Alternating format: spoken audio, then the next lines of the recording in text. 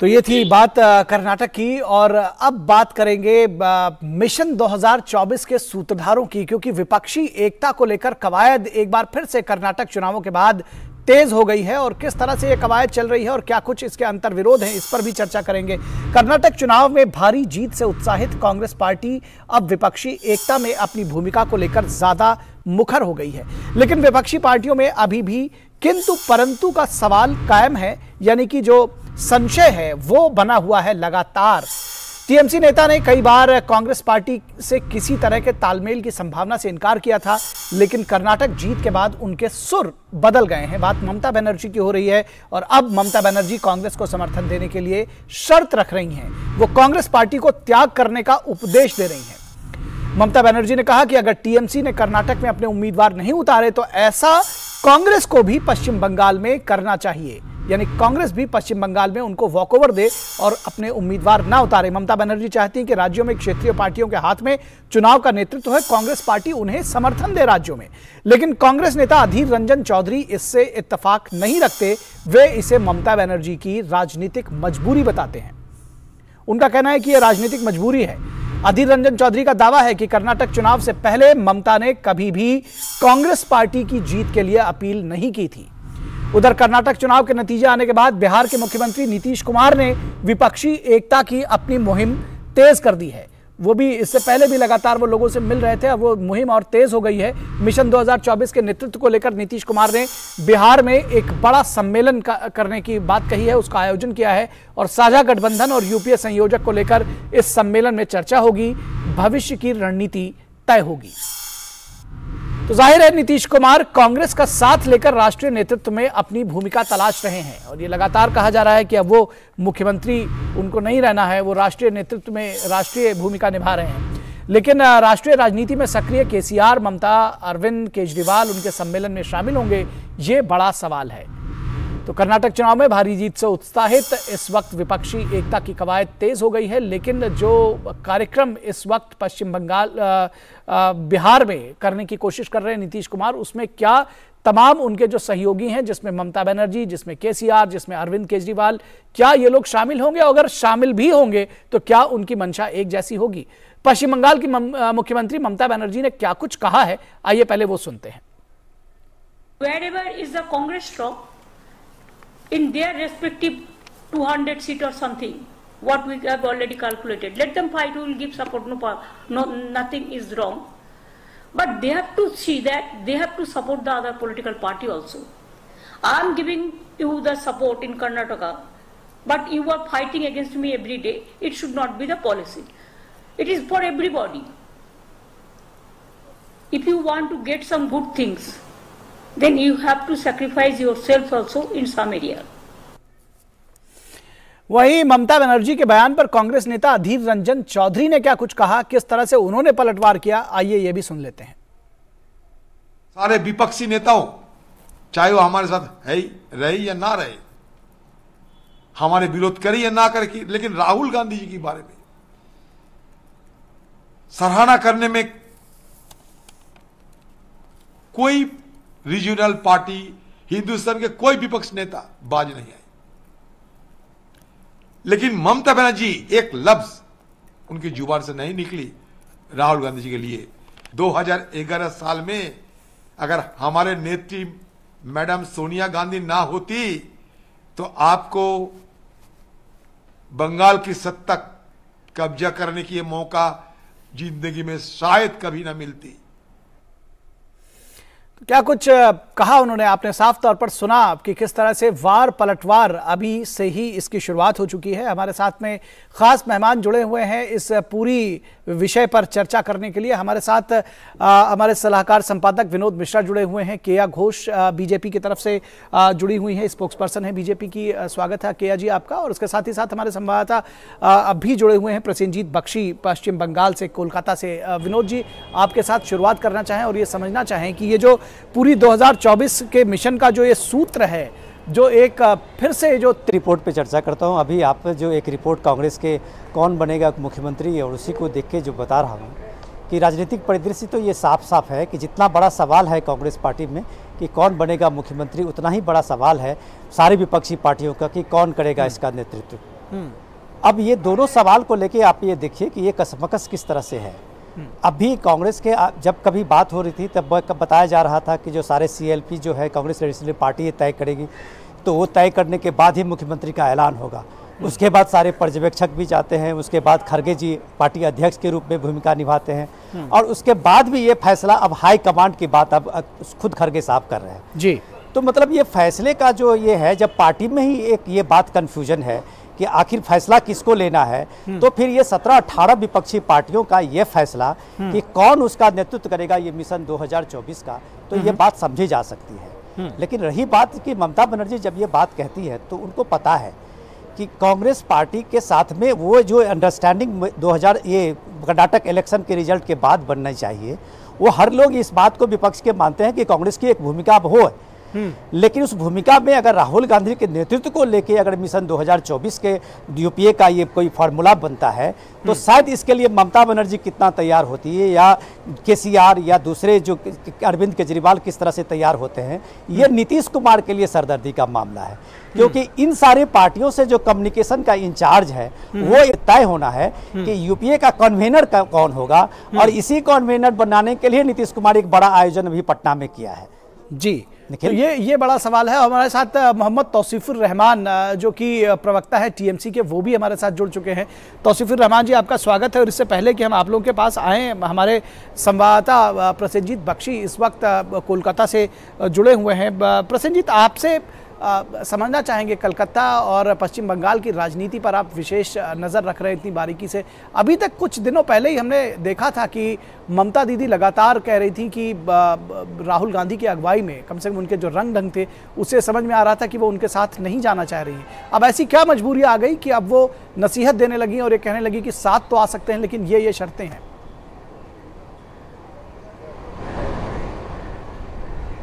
देखिए निखिल, पहले तो यह बात बता दूं कि जिस दिन उस दिन ममता बनर्जी ने जो कुछ भी पत्रकारों के सामने कही और जो कुछ भी ट्वीट उन्होंने किया, उसमें किसी जगह पे कांग्रेस का नामो निशान नहीं था।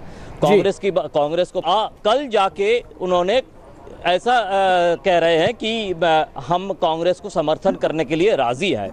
तो इसमें क्या इन तीन दिनों में क्या परिवर्तन है निखिल? परिवर्तन यह है कि लोगों ने जिस तरह से कर्नाटक वोट की जिस ट्रेंड को जांचने की कोशिश किया है, उससे पता चलता है कि मुस्लिम वोट जो है वो JDS से कांग्रेस की तरफ शिफ्ट कर गया है। यही जगह है जहां पे मैं इसका डिटेल में बाद में अगर आप मौका दे तो मैं जाने की कोशिश करूंगा जी। मुस्लिम वोट कांग्रेस की तरफ शिफ्ट किया है, यही है जगह जहां पे ममता बनर्जी आज और या कल की प्रेस कॉन्फ्रेंस में ये कहने के लिए मजबूर हो गई। निखिल जी जी जी जी जी निश्चित तौर पर ये जिस तरह से पूरी सियासत है इसको समझने की कोशिश करेंगे। मोहम्मद तौसीफुर रहमान, अगर आपसे ये जानना चाहें कि ये जो चेंज इन इंस्टांस है वो क्या है? कर्नाटक का मैंडेट ने शायद ममता दीदी को दोबारा सोचने पर मजबूर किया है, आपको लगता है? और जिस तरह से अभी आपने बाइट भी सुनी कि जिस तरह से अधीर रंजन चौधरी इस पर वो एक तरह से कहीं ना कहीं उन्होंने प्रतिवार किया है, उसको किस तरह देख रहे हैं? नहीं, देखिए है, मुझे नहीं पता कि वो राहुल गांधी जी की तरफ से आ रहा है कि वो सोनिया गांधी जी की तरफ या खड़गे जी की तरफ से आ रहा है, पर अधीर बाबू एक स्टेट के चीफ हैं और ऑपोजिशन लीडर में भी शुमार हैं, तो अगर वो कुछ कह रहे हैं तो जाहिर सी बात है कहीं ना कोई टिप्पणी होगी। रही बात ममता बनर्जी की, तो वो आज से नहीं साल भर से एक ही बात कह रही हैं कि वो एकजुट होकर लड़ना चाहती हैं। जो एक शैतानी दिमाग जो दिल्ली में चल रहा है, उस शैतानी दिमाग के खिलाफ हम सब की जो अपनी अपनी महत्वाकांक्षाएं हैं वो भी तो उतनी ही गति से चल रही हैं। कैसे एक साथ सबको लेकर आएंगे? आप खुद ही बता रहे हैं ममता दीदी की अपनी महत्वाकांक्षाएं हैं, CPM के साथ जो कांग्रेस का तालमेल है वो उनको नहीं चाहिए, कांग्रेस कैसे साथ में लेकर जाएंगे? और जो आप कह रहे हैं अधीर रंजन चौधरी पश्चिम बंगाल के नेता हैं, उनकी वॉइस तो सुनी ही जाएगी। आपको लग रहा है वो पार्टी लाइन से अलग बात कर रहे हैं? नहीं, देखिए पार्टी लाइन से अलग बात कर रहे हैं नहीं कर रहे, ये मेरा मानना है कि ऊपर से क्या आदेश आने वाला है कि वो नहीं आएगा, अभी थोड़ा सा वक्त है। मगर मैं आपको दीदी का स्टैंड बिल्कुल क्लियर कर दूं, जब वो धरने में भी बैठी थी लास्ट टू लास्ट मंथ, उन्होंने ये स्पर्श कर दिया था कि सारी यूनिटी एक साथ होनी चाहिए, सारी एकता एक साथ होनी चाहिए, भले वो कांग्रेस हो आरजेडी हो, जेडीयू हो, उड़ीसा हो, चाहे जो भी हो, यहाँ सिर्फ कांग्रेस की बात नहीं उठ रही। मैं कल से ये बात सुन रहा हूँ सर कि कांग्रेस का साथ देने के लिए आ गई ममता बनर्जी। कर्नाटका के इलेक्शन के बाद ही ममता बनर्जी पलट गई है। देखिए, पूरे हिंदुस्तान में अगर कोई महिला चीफ मंत्री, चीफ मिनिस्टर हैं राज्य की, तो वो ममता बनर्जी हैं। उनके पास प्लस पॉइंट है क्योंकि एक ताकतवर नेता है जो बीजेपी को धूल चटाते हुए आ रही है 2013 से नहीं बल्कि उससे आगे भी। तो वही तो वो चाह रही है।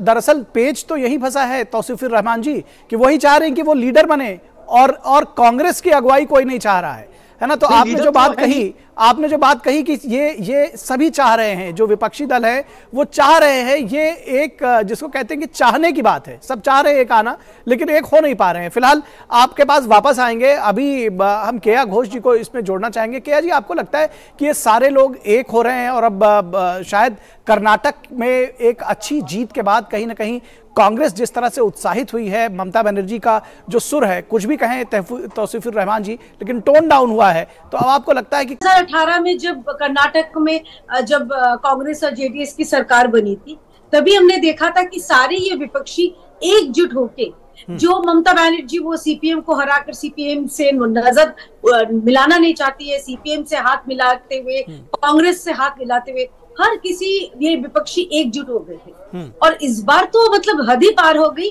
जब कर्नाटक की कांग्रेस की जीत पर ममता बनर्जी या तृणमूल ऐसे उछल रहे थे। मुझे ये मुहावरा याद आ गया कि बेगानी शादी में अब्दुल्ला दीवाना, बिन बुलाए मेहमान है अभी तृणमूल कांग्रेस, जिनको ये 2018 में 2019 के पहले हमने देखा था कि जो ब्रिगेड पैरेड ग्राउंड में ये ममता बनर्जी बहुत अच्छा एक दावत दिया था, उन्होंने सबको बैठा के खिलाया था और उसका नतीजा क्या निकला?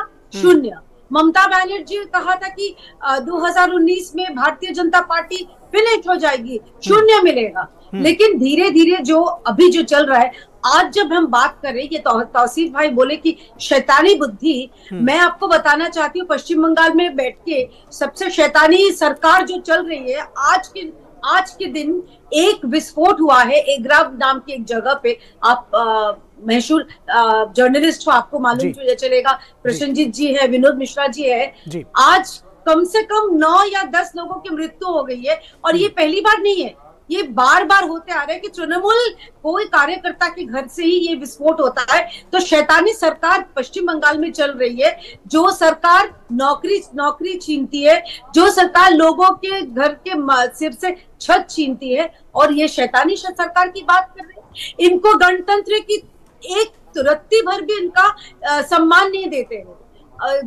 पिछले 2 महीने में 7 बार भारतीय जनता पार्टी की हमारी जो मीटिंग की परमिशन वो इन्होंने कैंसिल कर दिया। फिर हमें अदालत में जाके इनका ममता बनर्जी पहले अपना राज्य संभाले, अब तो उनके पास वो तो रीजनल पार्टी है, तो रीजनल पार्टी की जो नेशनल प्रवक्ता है या नेशनल जो लीडर्स है, मैं उनसे विनती करना चाहती हूँ कि आप पहले अपना राज्य संभाले, उसके बाद देश। और सबसे बड़ी बात है, वो विनोद मिश्रा जी थोड़ी देर पहले पूछ रहे थे कि कौन बनेगा मुख्यमंत्री। मैं पूछना चाहती हूँ कि कौन बनेगा प्रधानमंत्री? ममता बनर्जी, अरविंद केजरीवाल, शरद पवार जी या नीतीश कुमार जी, तेजस्वी यादव जी, आपने ये सवाल रेज किया है जी, ये सवाल जो रेज किया है, दरअसल इसी पर मैं आना चाह रहा था। विनोद मिश्रा आपके पास आएंगे और उसके बाद यही सवाल लेकर आएंगे तौसीफ साहब आपके पास भी, कि आखिर मुख्यमंत्री प्रधानमंत्री कौन बनेगा? क्योंकि आपने अभी जैसे देखा कि एक बैठक जो है 15 दलों की बिहार में होने जा रही है और उसका संयोजक कौन बनेगा यूपीए का, इसकी भी लड़ाई है। राहुल गांधी की अगुवाई में जो दूसरे विपक्षी दल है वो लड़ना नहीं चाहते हैं, केसीआर की अपनी तरफ है। तो जो मैंने शुरू में कहा कि अपनी अपनी डफली, अपना अपना राग, आपको लगता है कि ये जो पूरा मीटर है ये कहीं फिट बैठता है इस पूरे प्रकरण में? लेकिन अभी जो मैडम केया बनर्जी बता रही थी, मैं उन्हीं की बात को आगे बढ़ाता हूं कि ये 2018 को आज पहली बार इस तरह का ये मंच नहीं बन रहा है। 2019 के चुनाव से पहले भी कर्नाटक का जब इलेक्शन का रिजल्ट आया था तो हमने देखा था, सारे मीडिया चैनल्स में इस बात को आप लोगों ने काफ़ी जोर शोर से इसको प्रचारित होते देखा था कि वो विपक्षी एकता का एक बड़ा मंच बना था, जिसमें 21 से ज़्यादा पॉलिटिकल पार्टी के बड़े नेता, कि सारे पॉलिटिकल पार्टीज के बड़े जो विपक्ष के नेता हैं वो उसमें शामिल हों। तो एक तरह से 2024 के लिए वही प्रोजेक्शन है विपक्षी एकता के सूत्रधार को ढूंढते ढूंढते। सवाल कांग्रेस के सामने में सबसे पहले सिर्फ अधीर रंजन चौधरी नहीं, जयराम रमेश कई बार कह चुके हैं कि कांग्रेस पार्टी सिर्फ राहुल गांधी के नेतृत्व में ही अगला चुनाव लड़ेगा। तो इससे मतलब सिर्फ है कि कांग्रेस के पार्टी की तरफ से कोई कंफ्यूजन नहीं है, वो यूपीए के लिए कांग्रेस पार्टी राहुल गांधी के नेतृत्व को सामने रखना चाहती है। अगर इस मामले पे केसीआर को या केजरीवाल को या नायडू को या किसी भी पॉलिटिकल दूसरी पार्टी को अगर ये मंजूर नहीं है तो ये थर्ड फ्रंट के लिए भी कवायद आग पीछे पीछे चल रही है। तो ये सवाल जो सबसे सामने आज के महत्वपूर्ण है कि क्या कांग्रेस ने 2018 में जिस विपक्षी एकता को लेकर मुहिम शुरू की थी वही उनके सामने में 2024 भी है, लेकिन इससे पहले ये अलग अलग स्टेज बन रहा है। जो बात आपने अपनी रिपोर्ट में दिखाई थी वो मंच पटना में भी बन रहा है, वो मंच बंगाल में भी है, वो मंच अलग अलग जगह पे है। तो ये तय होना बाकी है अभी, जो इस मई के आखिरी हफ्ते में बात तय हो जाना है कि यूपीए का कन्वेनर कौन होगा और अगला जो नेतृत्व है वो किसके सर पे जाएगा। इन सारी चीजों के खुलासा होने में अभी वक्त लगेगा। निखिल जी जी जी, इससे पहले कि हम तौसीफ साहब आपके पास आए, प्रसेनजीत जी आपसे ये समझना चाहेंगे कि क्या जिस तरह से अभी केया जी ने कहा कि राज्य में विस्फोट हो रहे हैं, आज भी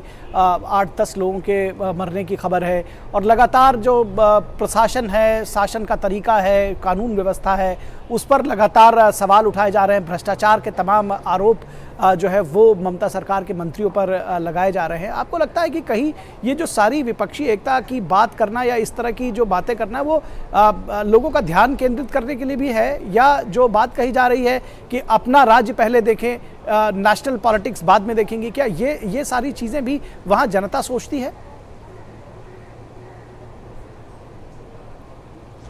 देखिए निखिल, मैं दो बात कह दूं इस बारे में। इस तरह की एक अपना रुख बदलने की जो काम ममता बनर्जी पिछले 2-3 दिनों में की है उसके बारे में, कि आप सब लोगों को याद है कि कुछ दिन पहले सागरदीघी बोल के मुर्शिदाबाद की एक जगह पे बाई इलेक्शन असेंबली की, इसमें वामपंथी और कांग्रेस साथ में लड़कर जीत गए और ये वामपंथी और कांग्रेस अभी भी साथ में है। कुछ ही दिन पहले अधीर चौधरी और मोहम्मद सलीम एक साथ एक मीटिंग भी संबोधित किए हैं। ममता बनर्जी का कर्नाटक चुनाव के बाद जो मैंने पहले बताया कि मुसलमान वोट शिफ्ट होने के कारण वो डर गई है। ये कारण ये है कि अगर कांग्रेस को वामपंथियों से अलग नहीं किया जाए, एक तरफ बीजेपी तो अपने ताकत से लड़ रही है, लेकिन अगर वामपंथियों को कांग्रेस से अलग नहीं किया जाए, अगर कांग्रेस की तरफ इस तरह से बंगाल के मुसलमान वोट भी जाने लगे और साथ में वाम मोर्चे की जो मुसलमान वोट है वो भी साथ में रहे, तो जिस तरह से मुसलमान वोट लेकर ममता बनर्जी 2011 से अब तक जिंदा है,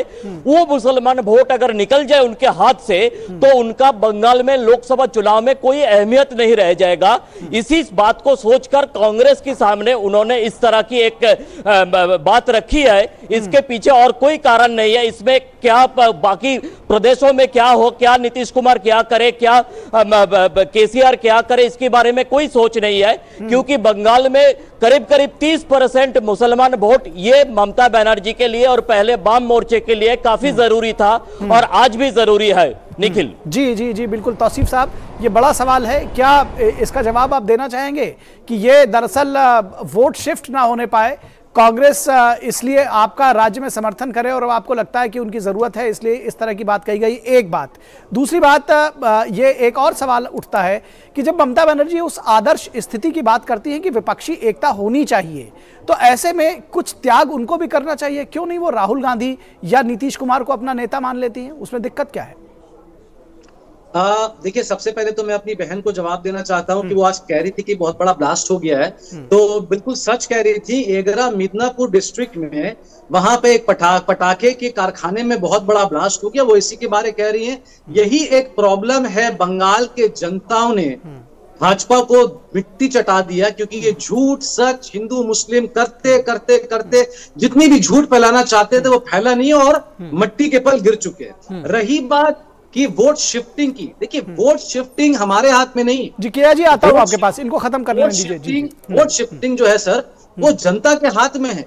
अगर 2011 से, मेरे वरिष्ठ पत्रकार ने कहा कि 2011 से लेकर अब तक अगर मुसलमानों का वोट और पूरे बंगाल के जनता का वोट अगर दीदी के पास है, तो आपको समझना पड़ेगा कहीं ना कहीं दीदी ने कुछ तो काम किया है लोगों के लिए, कुछ तो खूबसूरती से वक्त निभाया है, कुछ तो वादा निभाया है। तब तो जाके इतनी बड़ी शैतानी ताकत से लड़ने के बावजूद भी हम आज पावर में बैठे हैं और लोग हमारे मुझे लगता है कि इस तरह की बातें अगर ना करें, क्योंकि देखिए तौसीफ साहब, होता क्या है जब आप उनको शैतानी ताकत कहेंगे तो बिल्कुल आप उनको रोकिए। इस तरह की अभद्र भाषा जो कर रहे हैं तो इसमें क्या होगा कि वो 1 मिनट तक वो भी आपको कहेंगी, हमारी डिबेट डिरेल होती है। इसलिए प्लीज प्लीज प्लीज मैं ये रिक्वेस्ट कर रहा हूं सभी से कि इस तरह की भाषा का ना प्रयोग करें कि अगला भी उसी तरह रिटेलिएट करे और हमारी ये जो डिबेट है ये डिरेल हो जाए। तो हम गठबंधन की बात कर रहे हैं, हम साथ चलने की बात कर रहे हैं, हम साथ छोड़ने की बात कर रहे हैं, उसी पर बात करें। जी नहीं सर, ये जो फेसिस्ट गवर्नमेंट है, देखिए ऐसे ही श्री राम जी ने रावण से नहीं, हम फासिस्ट गवर्नमेंट पे डिस्कशन नहीं कर रहे हैं तौसीफ साहब। हमने ये पूछा कि कांग्रेस का वोट शिफ्ट जो है कांग्रेस के पास जाने की क्या जरूरत थी, एक सवाल ये था। दूसरा नहीं, हम फासिस्ट गवर्नमेंट पे डिस्कस ही नहीं कर रहे हैं। हम अगर जिस दिन कानून व्यवस्था की बात करेंगे तो 4 बात केया जी भी उठाएंगी और वो बात जो है वो डिरेल होगी। आप यकीन मानिए उनके पास भी बहुत सारे तर्क होंगे, जो भ्रष्टाचार से लेकर के और कानून व्यवस्था की बात वो भी गिनाएंगी। तो हम इस पर डिबेट कर ही नहीं रहे हैं, हम फासिस्ट गवर्नमेंट की बात ही नहीं कर रहे हैं। आपसे जो सवाल पूछा जा रहा है उस पर रहिए जी। ये 2011 से लेकर अब तक सारे लोग दीदी के साथ है, सारे लोग चीफ मिनिस्टर के साथ है और मैंने आपसे कहा है कि जितनी स्कीम हम लोगों ने दी है इसी के वजह से आज जनता हमारे साथ है। आपकी बात समझ गए। एक सवाल और भी है, एक सवाल और भी है तौसीफ साहब, एक सवाल और भी है कि क्या ममता बनर्जी जिस आदर्श स्थिति की एकता की बात करती हैं, क्या वो भी त्याग करेंगी? क्या वो चाहे केसीआर हो, चाहे नीतीश कुमार हो या राहुल गांधी हो, उनका गठबंधन स्वीकार करेंगी, उनका नेतृत्व स्वीकार करेंगी, खासतौर पर राहुल गांधी की अगुवाई में लड़ना चाहेंगी? सर, गठबंधन के लिए आपको 2 वजह समझना पड़ेगा, 2 रीजन समझने पड़ेंगे। क्या ये गठबंधन सीट शेयरिंग में होगा? अभी तक फैसला नहीं हुआ। क्या ये गठबंधन ऐसा होगा कि ममता बनर्जी बंगाल से 42 की 42 सीट जीत कर दिल्ली जाएंगी और अपना जो हाथ है वहां वो बढ़ाएंगी और ये एकता के प्रति ये चलेंगी? तो इसमें 2 रीजन है सर। तो मगर अभी ये डिसाइड करने वाला ना मैं हूं ना आप हैं, यानी ये सारी चीजें भविष्य के गर्भ में है। और ये सवाल वो खुल करके कभी नहीं कह रही हैं कि मैं कांग्रेस के साथ या कांग्रेस की अगुवाई में चुनाव लड़ सकूंगी। दरअसल पेज शायद यही पूरा फंसा हुआ है। केया घोष, क्या कहेंगे आप?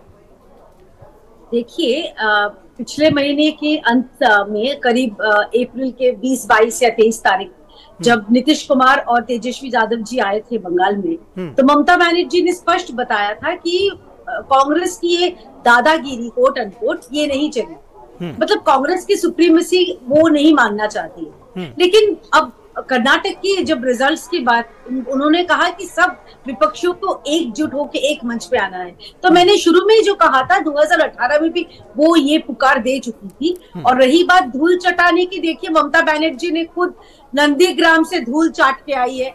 उनको हार विजय, वो जो बोलती है ना, हमको विजय मिलता है हर जगह, तौसीफ भाई जो बोल रहे हैं, ममता बनर्जी खुद वो एक बार हारी हुई मुख्यमंत्री है। हमारे जो विपक्ष की जो लीडर है श्री शुभेंदु अधिकारी जी से वो हार के, वो खुद 2 मतलब बाईपोल से जीत के मुख्यमंत्री की जो चेयर में उसमें बैठी हुई है। तो ममता बनर्जी और तृणमूल कांग्रेस, देखिए जो पार्टी तृणमूल, वो त्रिपुरा में गए थे, उनको लगा था सरकार बनाएंगे, वो मेघालय में पहुंचे थे, यहाँ तक कि गोवा तक पहुंच गए थे वो सरकार बनाने के लिए। हर जगह उनको नोटा के साथ कड़ी मुकाबला के साथ टक्कर देने के बाद वो फिर वापस आके अब रीजनल पार्टी बन के बैठ गए। तो अब जो बात है, ममता बनर्जी को अब उनका पार्टी टीएमसी पार्टी, जो कि पश्चिम बंगाल बेस्ड पार्टी है, उन पर नजर देना चाहिए। और आपके चैनल के दौरे में एक विनती करना चाहती हूँ कि पश्चिम बंगाल में जो प्रशासन की जो बहुत बुरी हालत है, यहाँ पर भ्रष्टाचार है, यहाँ पर लोगों की मौतें हो रही है, बच्चों की जैसे उस पर फिर कभी हमने इस चीज को दरअसल इसके लिए चलते चलते आपके आखिरी कमेंट्स, आपको लगता है ये सारी जो विपक्षी एकता की कवायद है कुछ रंग ला पाएगी किसी भी तरह से? बहुत शॉर्ट में बताइएगा जी। देखिए, सबसे इम्पोर्टेंट चीज़ ये आज का सवाल तो यही है, और ये इम्पोर्टेंट सवाल से पहले ये कम से कम अभी आपके जो राजनीतिक परिदृश्य में जो कन्फ्यूजन बना है कर्नाटक के मुख्यमंत्री को लेके, उसके बाद बहुत सारी चीज़ें आपको इसका जवाब भी मिलेगा। लेकिन ये जब नेतृत्व के सवाल को लेके बात करते हैं तो ये नेतृत्व का सवाल ये आज से नहीं, लगभग ये 15 साल पुराना सवाल बन गया है। इन लोगों पॉलिटिकल पार्टी का, ये रीजनल पार्टीज का एक अपने तरह से यूपीए 1, यूपीए 2 और इसके बाद के राजनीतिक सिलसिला देखते हुए ये इस बात के लिए तयशुदा मानते हैं कि 2+2=4 होता है। लेकिन राजनीति में 2+2=4 नहीं होता है। ये बात नरेंद्र मोदी ने 2014 में साबित किया, 2019 में साबित किया, और यही सबसे बड़ी बात है कि उनकी लड़ाई बीजेपी से है या नड्डा बाद में तय कर लेंगे, प्रधानमंत्री बाद में तय कर लेंगे। तो ये समझना चाहिए कि ये देश अभी 2024 का आने वाला है, जिसमें बहुत कुछ बदल गई है, राजनीतिक परिदृश्य बदल गया है, लोगों की सोच बदल गई है। इस देश में अब शायद वो पुरानी बातें लोग याद नहीं रखें। जी बिल्कुल, आपने ठीक कहा। ये पुरानी कहावत है कि राजनीति में, सियासत में 1 और 1 का जोड़ जो है वो हमेशा 2 नहीं होता, कभी 1 और 1 3 हो सकता है, और कभी 1 और 1 11 भी हो सकता है। फिलहाल बहुत शुक्रिया आप सभी लोगों का। विनोद मिश्रा जी आपका शुक्रिया, केया घोष जी आपका शुक्रिया, तौसीफ साहब आपका भी शुक्रिया, और हमारे साथ